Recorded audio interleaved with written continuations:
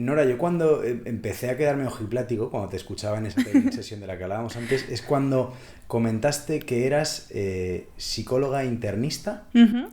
Bueno, soy en el psicóloga. SAMUR. Sí, empecé, bueno, yo me formé en psicología, tengo la licenciatura de psicología, soy psicóloga de formación, Sí. y me especialicé en clínica. Tanto me especialicé que de hecho tengo un máster en intervención en crisis, que me llevó a estar un año en el mundo de las emergencias, concretamente en el SAMUR, en Madrid. Tiene que ser duro, ¿no? Sí.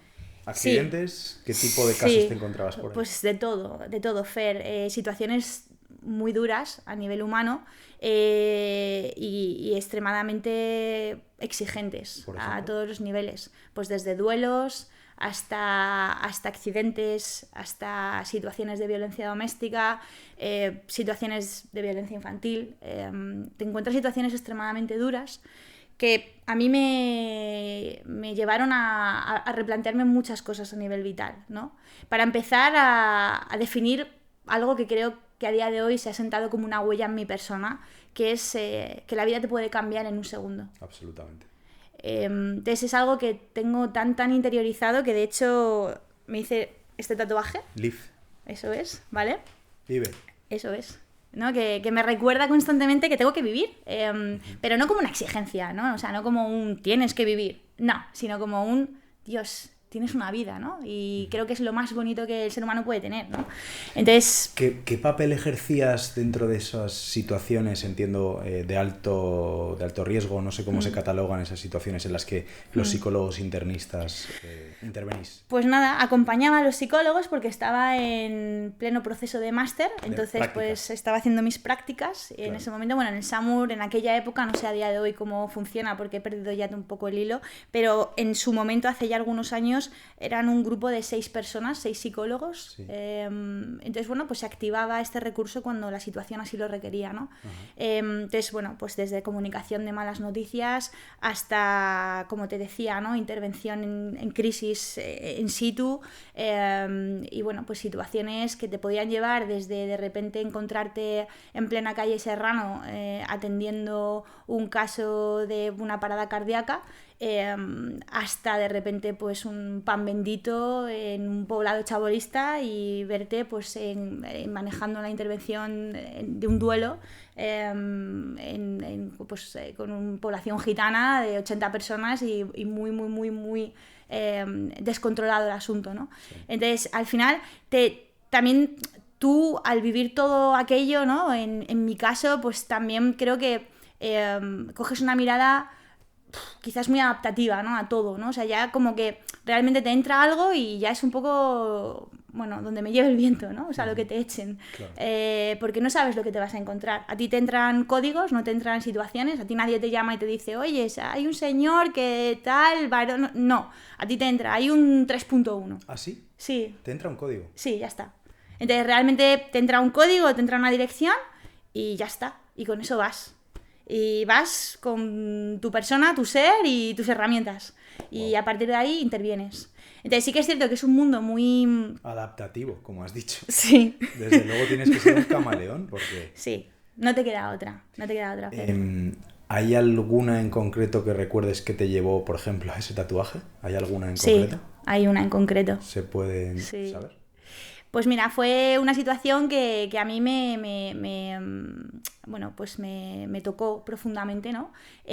Porque, bueno, para poder hacer estas prácticas tienes que también tener, en su momento, tenías que tener un TEM que se llamaba, ¿vale?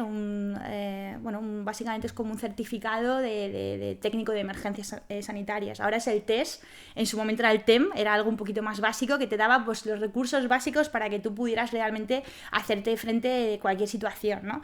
Algo muy básico, aparentemente, pero que de hecho salva una vida, o puede llegar a salvar una vida, es saber hacer una RCP. Correcto. Es algo que realmente es algo que deberíamos saber todos, ¿vale? Sí, es como un básico, ¿no? De primeros auxilios. Es un básico de primeros auxilios, ¿vale? Y es verdad que... debo decir que yo no sabría hacerlo. Pues mira, ahí voy, ¿no? Hay no una sé parte formativa de los que nos están escuchando cuántos saben, pero... y te lo prometo, Fer, que esto literalmente puede definir el hecho de que una persona viva o muera. Esto es así. Entonces, pues mira, me sucedió que en ese momento estaba haciendo las prácticas de esta certificación, ¿vale? La de técnico de emergencias sanitarias. Sí.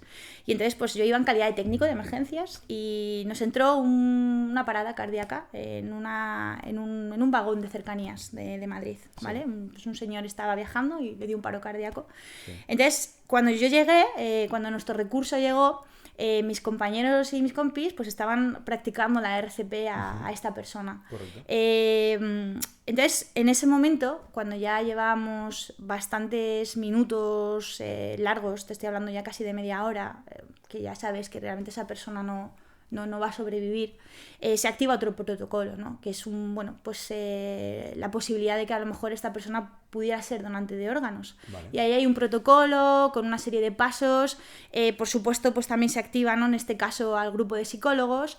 Lo primero porque tienen que dar la mala noticia, que lo llamamos además así técnicamente, ¿no? Es la comunicación de mala noticia. Que en esencia no es como que llames y cuentes lo sucedido, pero sí que de alguna manera eres un poco el enclave para poder... Sí, el portador de la noticia. Claro. Para poder decirle al familiar, oye, vete a este hospital, ha sucedido esto, o estamos reanimando a tu familiar, estamos interviniendo, ¿no? Y te vemos ahí directamente, ¿no? En el hospital. Entonces, bueno, pues alguien tiene que comunicarse con la familia, ¿no? En este caso, pues es el grupo de psicólogos quien lo hace, ¿no? Quien hace esta labor.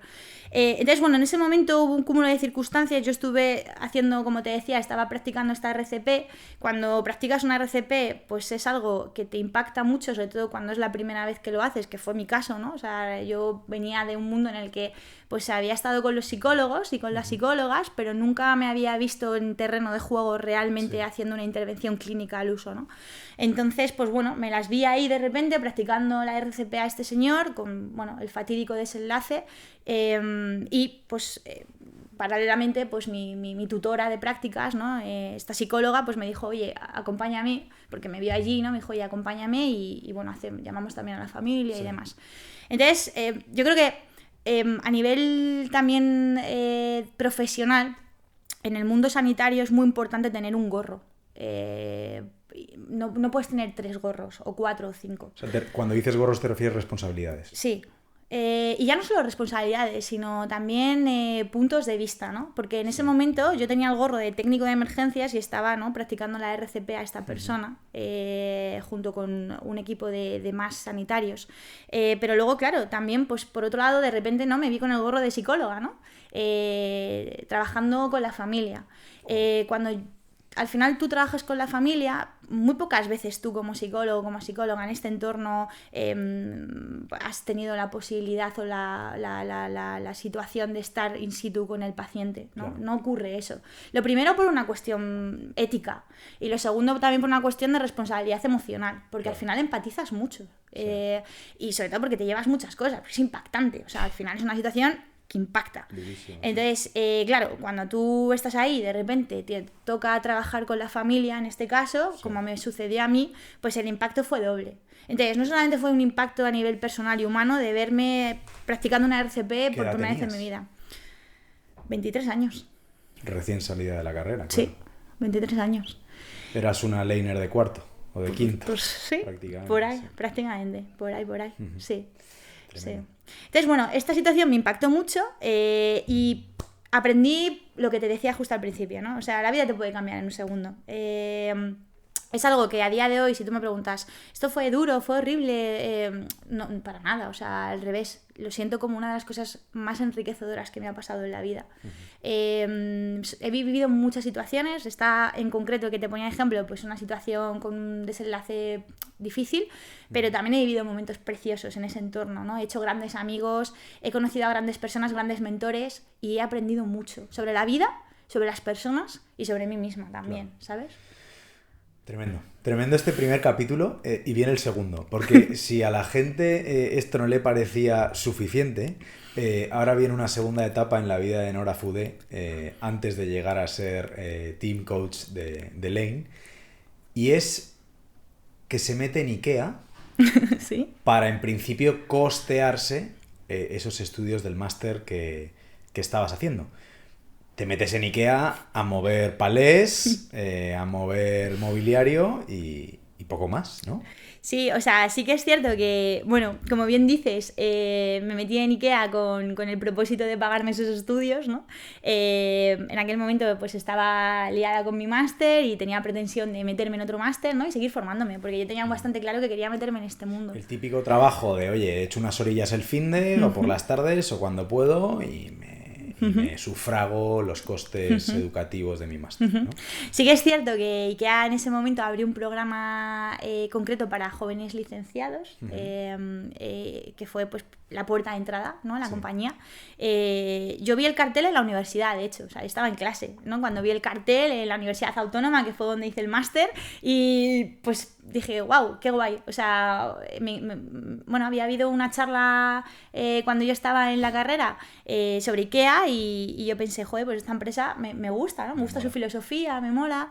Venga, va, pues voy a aplicar, ¿no? Mundo nórdico, ¿no? Sí. Los suecos, esta gente sabe Mundo mucho. sueco, correcto, ¿no? Va, pues voy a aplicar, ¿no? Que parece que... Qué buenas están las albóndigas de IKEA, macho. Buenísimas, tío. Poco se habla. ¿Y de los perritos qué me dices? De los perritos. Y también han hablado, el otro día, ¿quién hablaba en LOL de las galletas? Las galletas y los cinnamon rolls. Eso es la clave. Tenemos que ir a comer a IKEA. En sí, fin. tenemos. Empiezas Yo te invito. en IKEA.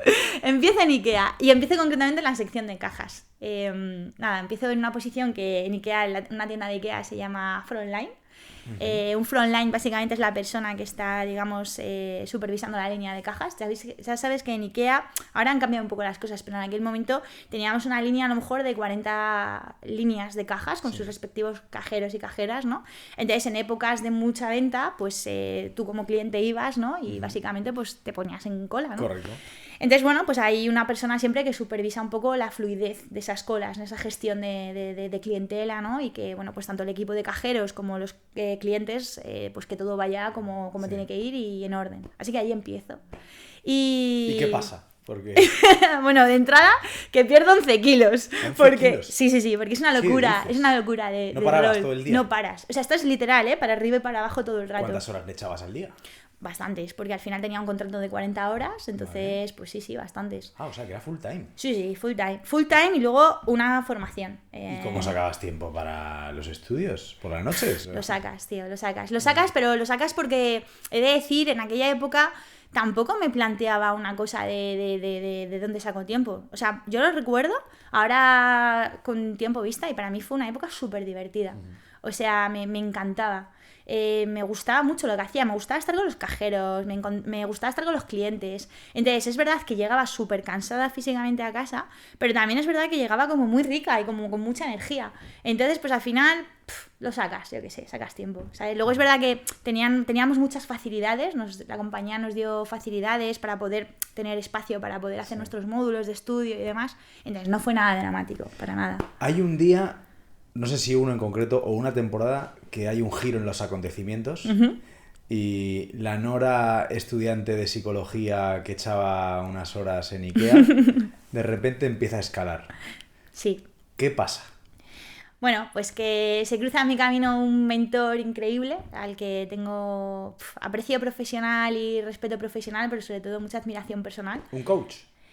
Pues mira, en aquella época, si pudiéramos definirlo coach, sería mi coach, ¿no? Mi team coach. En aquella época el rol que ejercía él era el director de recursos humanos de la tienda en la que yo trabajaba. Vale. Y básicamente, pues él fue el creador de este programa que te cuento, ¿no? El que diseñó junto con otras personas, ¿no? Un poco la posibilidad de que entráramos varias personas, bueno, pues con la posibilidad a lo mejor en un futuro de desarrollarnos.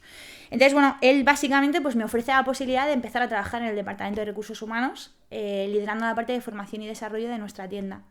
Y yo la verdad es que para mí en ese momento pues o sea, fue como un antes y un después, ¿no? Ya era como empezar a trabajar en serio y sobre todo con una perspectiva... Ya no eras moza de almacén. No, y sobre todo quizás, o sea, ya no tanto moza de almacén, porque eso quizás es lo de menos, y había que remangarse, se remanga y punto, sino quizás también con esa perspectiva de decir, joder, creo que estoy en mi sitio, ¿no? O sea, creo que aquí me puedo quedar tiempo, ¿no? Y como una sensación de casa muy grande, porque en ese momento pues se te abre un mundo de posibilidades, de aprendizaje, de desarrollo y un reto, porque de repente dicen, oye, que tienes que llevar esta parte del negocio, ¿no? O sea, que te metes en oficinas. Me meto en oficinas. Y ahí surge la Nora, no sé cómo decirlo, la adaptativa, ¿no? Ahí es cuando tu gen de adaptación se multiplica. No, me mola mucho esto porque más allá, ahora desvelaremos un poco cómo acaba la historia, ¿no? La gente dirá, bueno, vale, ¿y qué? Pero quería sacar el tema de la inteligencia emocional. Hay muchas veces que dices, y sobre todo ahora cuando digamos que acabaste siendo la mano derecha de la CEO en España, ya lo he dicho, vaya, spoiler, acabaste siendo la mano derecha de la CEO de IKEA en España, mucha gente diría, joder, un perfil así tiene que ser, bueno, un tío que haya hecho un MBA en el IS, en ICADE, en ESADE, bueno, tiene que ser una bestia, ¿no? Sus estudios, sus idiomas... casi que un tío que se haya ido a Harvard, ¿no? Para acabar siendo eso. Y aquí entra, desde mi punto de vista, un elemento muy importante que te caracteriza, y yo creo que no me meto en el saco, pero quiero entender que algún día sí, la inteligencia emocional de las personas, ¿no? Total. Yo creo que igual esas skills más técnicas de finanzas, de clientes, de operaciones, de un poco todo lo que reúnen estos perfiles que salen tan formados de estas carreras o de estos másteres, una persona con un alto grado de inteligencia emocional adaptativa puede ponerse incluso a ese nivel en rangos de responsabilidad dentro de una pedazo de multinacional como es el caso de IKEA. Yo creo que es un ejemplo tu historia. No sé si estoy en lo correcto, pero creo que va un poco por ahí. Cuéntanos. Sí, o sea, estoy totalmente de acuerdo. O sea, al final la competencia técnica es una cosa que si quieres la puedes tener. Evidentemente siempre hay limitaciones, ¿no? Yo jamás aspiraré a ser, no sé, super controller o financial leader, pues porque no se me da bien. Pero en cambio sí que sé que tengo otras cualidades que puedo poner en valor y he intentado formarme técnicamente en ello para poder después desempeñar mis roles, ¿no? Yo creo que ante todo, y como bien dices, ¿no? Esa parte de inteligencia emocional lo que te hace es estar cerca de personas y lo que te hace es coger una parte muy actitudinal, que para mí es la clave. O sea, al final es que se trata de la actitud que tú le pongas a las cosas, ¿no? Lo que te va a llevar o te va a definir ese camino, ¿no? Si tú pones actitud de aprendizaje, de curiosidad, de exigencia, de diversión, de retarte, de aprender, de fracasar, pero bueno, seguir un poco en la línea, pues quizás es una actitud que te va a llevar a un montón de cosas, ¿no?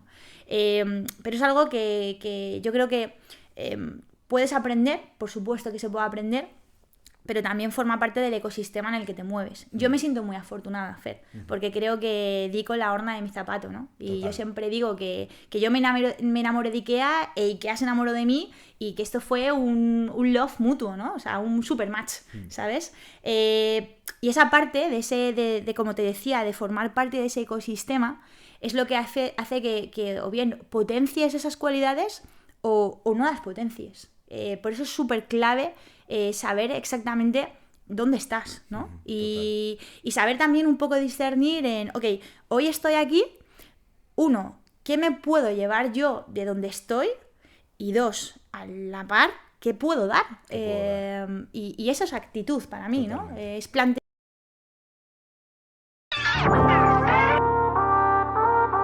Hola, soy esa voz que te recuerda que si te gusta nuestro contenido, no olvides darle a like y suscribirte a nuestro canal de YouTube y Spotify. Y si no quieres perderte nada de lo que pasa en nuestra comunidad, busca a Inspira Brand en redes sociales. Tu follow nos empuja a seguir creciendo. Entonces, quizás yo en ese momento, yo no tenía ese pensamiento, o sea, yo no me lo planteaba de esa manera, ¿no? Hoy le puedo poner palabras, pues porque han pasado años, soy una persona adulta, tengo más madurez. En aquel momento quizás, pues, estás ahí y explotas, pues porque tienes energía, vitalidad, porque lo que te viene es fuerte y grande y porque te motiva. Y a partir de ahí, pues haces, ¿no? Me gustaría introducir ahí un par de tecnicismos de los que luego hablaremos cuando empecemos a hablar de Lame y que vienen muy al pelo de lo que justo estabas comentando ahora. Yo creo que hablamos de perfiles problem solver, básicamente un tío muy resolutivo, un tío, en este caso una tía, que se arremanga y que se baja al barro y que trabaja. Porque claro, obviamente hasta ahora nos contarás, ¿no? Para llegar a ser la mano derecha de la CEO en España, tuviste que pasar por muchas fases previamente y por otros departamentos, ¿no? Y el otro es el del learning by doing, ¿no? Total.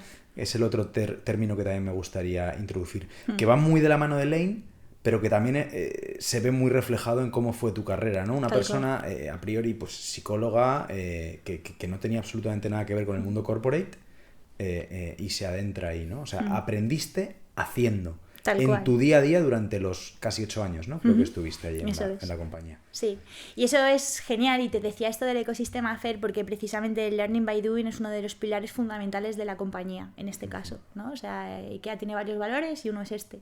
Entonces, al final, aprendes haciendo, y nadie te viene con un libro, con un guión de estructura diciéndote, pues mira, después de la A va la B, ¿no? O después C y D y tal. No, o sea, simplemente aparecen retos y tú tienes que tener esa capacidad, lo primero, de vivir muchas cosas y lo segundo, de generar aprendizajes para poder solventar eso segundo que te venga, ¿no? Y a partir de ahí es donde surge el crecimiento y la magia. Y luego, si eres un poquito avispado y tienes esa inteligencia emocional de la que hablábamos, pues evidentemente van a suceder cosas muy bonitas, y es que te vas a dejar ayudar por la gente que tienes a tu alrededor. Mira, el otro día leí una frase, desde que estoy en Lane leo muchos libros.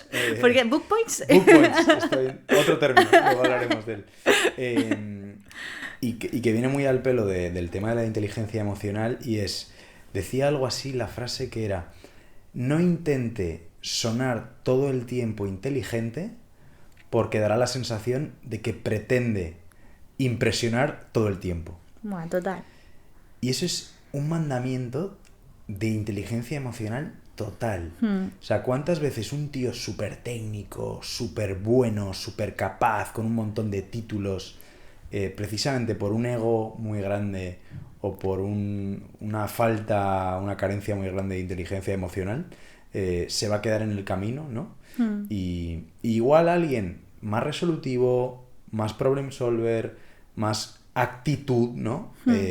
Se puede adelantar por la derecha a toda esta gente, ¿no? Y también es inseguridad, no te creas. Sí, porque, total. De hecho, yo lo viví, o sea, lo viví por propia experiencia. Y si quieres saltamos al siguiente capítulo y te cuento también... Bueno, no me has terminado de contar cómo acabas, muy rápido, en 30 segundos. Dale. ¿Cómo acabas siendo la mano derecha de la CEO? Pues muy sencillo, mira, muy sencillo, de sencillo no tuvo nada, pero bueno, básicamente, nada, todo forma parte de un recorrido, como te decía, pues fui afortunadamente aprendiendo bastante, y la verdad es que se me fueron abriendo puertas.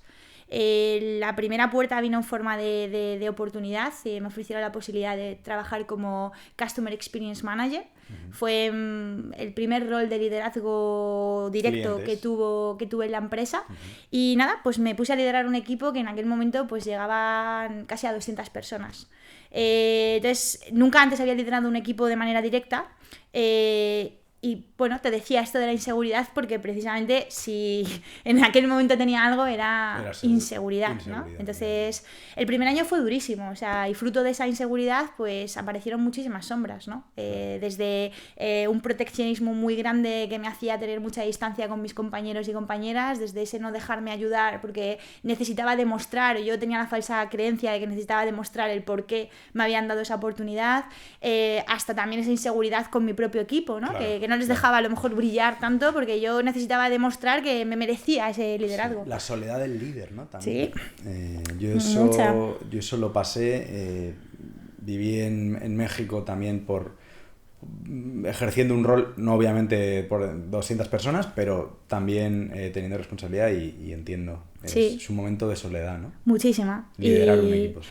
Y hasta que no se empiezan a destruir barreras internas tuyas y realmente empiezas a sentir que al final, o sea, que no te vas a morir. O sea, nunca hay nada lo suficientemente grave, ni siquiera una presión profesional así tan grande como que te haga romperte del todo, ¿no? Claro.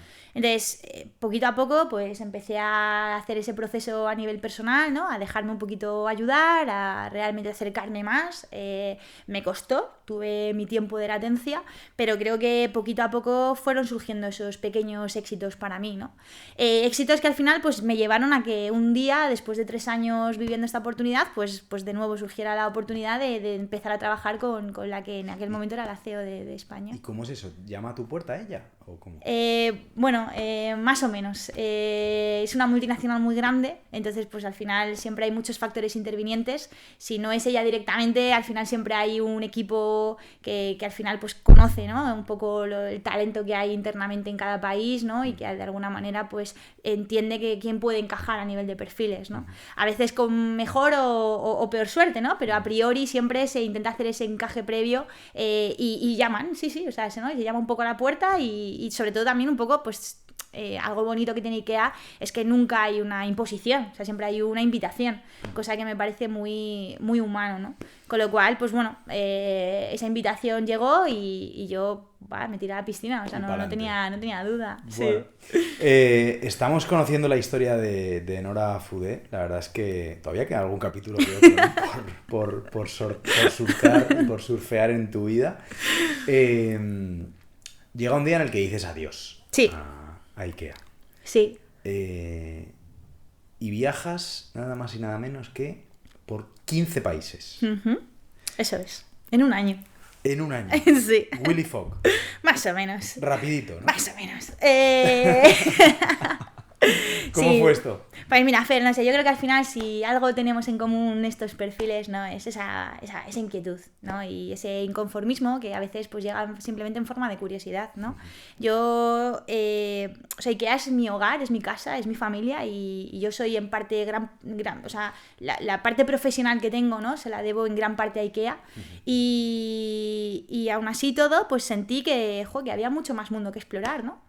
Y yo estaba en una posición relativamente cómoda, con una proyección y más o menos bien, todo iba bien. Para la edad que tenía, pues había alcanzado un reto estupendo. Y que lo digas. Mal de pasta no irías, ¿eh? No. No. La mano derecha de un CEO de IKEA en España, ¿cuánto cobra? Hombre, aquí me haces una pregunta tricky porque además es que he de decir que la banda salarial en IKEA es una cosa que va a nivel de persona. Entonces, además es a nivel de persona. Sí, no siempre correlaciona las mismas bandas salariales. Pero entonces, por encima de 6 cifras seguramente. Por encima de 6 cifras pudiera ser. Vale. Que no está mal. ¿Y tenías 20? No, en aquel momento ya había alcanzado los 30. Ah, ya tenías sí, los 30. Sí, ya tenía los 30, sí. Recién cumplidos, he de decir, pero sí, los había alcanzado. Vale. Y bueno, pues en aquel momento sí, o sea, tenía una vida cómoda, tenía mi piso, tenía mi coche, tenía un estilo de vida bastante confortable, tenía aspiracionalmente lo que cualquier persona pues sueña con tener, a lo mejor en... Bueno, yo lo conseguí... A los 50 te diría, Yo lo conseguí pronto, lo conseguí pronto, y sobre todo tenía mucha sensación de estabilidad y comodidad. Claro. Entonces, pero también tenía otra cosa y era que, bueno, pues empecé a aburrirme. Y esto es una cosa que tiempo después le he podido poner nombre al asunto, ¿no? O sea, hubo ahí una época de... Bueno, también pasaron muchas cosas, fue una época difícil para todos, pandemia incluida, y yo pues había una parte argumental, ¿no? de nuestro día a día que en esencia para mí siempre era lo mismo. Y que ya dejaba de suponerme un reto. Entonces pensé que hay mucho mundo fuera, ¿no? Tanto que, bueno, pues un día me senté delante de mi jefa y le dije, oye, mira, me quiero ir a Australia, o sea, me quiero ir. Me quiero... ¿Australia? Sí, era... No sabía que esto sí que me ha pillado de sorpresa, no sabía que el primer país que te fuiste era Australia. Sí, bueno, no me llegué a ir, de hecho, porque la cosa fue que yo planteé esto, mi jefa me animó. Me dijo algo así como que ya no había llegado a estar en esa posición precisamente por haber estado en el mismo tiempo y en las mismas empresas toda la vida, ¿no? Claro. Entonces como que me animó, ¿no? Y yo me siento agradecida por ese empuje. Y bueno, básicamente pues yo lo tenía todo listo, o sea, teníamos una fecha acordada, teníamos ya el announcement hecho, pero bueno, apareció la pandemia, me frustró esos planes y sí que es verdad que me quedé un poquito como en stand-by, ¿no? Yo en principio lo que había hablado era darme un año, o sea, un año sabático, había pedido una excedencia y en principio volvía, o sea, siempre con la intención de volver, porque bueno, había una parte de comodidad y de estabilidad que eso engancha, ¿no? Hombre, y tanto que engancha, porque, bueno, es lo que es el básico, ¿no? Y que lo digas. Pero bueno, al final también la pandemia creo que fue un momento de reflexión para todos, para mí también, evidentemente, mucho tiempo de soledad, mucho tiempo en el que de repente todo para y te empiezas a replantear cosas y pensé, pues que qué sentido tiene seguir, si es que para mí ya no lo tiene, o sea, es que ya vaya donde vaya, ahora mismo en el punto en el que estoy, siento que necesito algo más. Claro. Y ese algo más para mí era el planeta, o sea, lo tenía claro. Querías viajar. Sí, lo necesitaba, o sea, necesitaba. Querías salir de tu zona de confort. Sí. Y te vas de la mano de pues otra aventura profesional. Eso es, We Road aparece en mi vida. Es una agencia de viajes que se dedica básicamente a hacer viajes para grupos más o menos de nuestra edad. Y bueno, en aquel momento pues es una empresa italiana que aterriza en España y en ese momento pues aparece un proceso de selección, yo aplico y bueno, pues de unas cuantas personas, pues 3 nos vamos los primeros pioneros a saco. Yo me voy a Tailandia. Como primer viaje estrella, me llevo a un grupo de 12 personas y ahí comienza un poco otra aventura, ¿no? Y otro reto, diferente, no tenía nada que ver. De repente el reto ya no era manejar un budget de X dinero, ¿no? El reto era que a lo mejor nadie comiera un camaleón crudo porque si no luego se te va, ¿no? Entonces son... Pues si te das cuenta, en todas al final eras lo que hoy en día has acabado siendo, que es un poco entrenadora, ¿no? Sí. Porque ahí también, en el primer caso, entrenabas o era el paciente, tú tal. Luego fueron los clientes, en el caso de IKEA, los compañeros, tus empleados o tu equipo, mejor dicho. Y aquí tus clientes en forma de turistas. Tal cual, sí. Y esa parte de hacer equipo, ¿no? Que yo creo que al final es fundamental. Entonces, yo creo que hay una parte preciosa de esa aventura y es con lo que me quedo, que es el hecho de que de repente pues te llevas a personas que, bueno, algunos han viajado más y otros directamente no han viajado nunca.